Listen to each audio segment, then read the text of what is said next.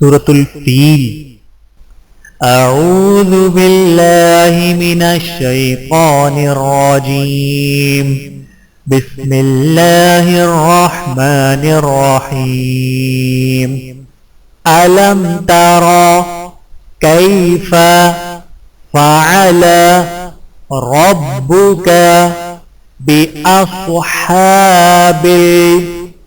الفيل ألم يجعل كيدهم في تضليل وأرسل عليهم طيرا أبابيل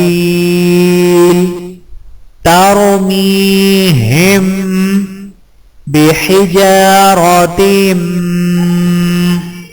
من سجيل فجعلهم كعصف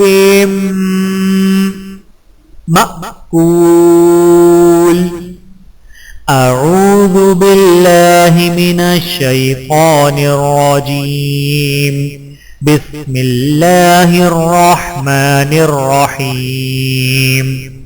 ألم تر كيف فعل ربك بأصحاب الفيل ألم يجعل كيدهم في تضليل وأرسل عليهم طيرا أبابيل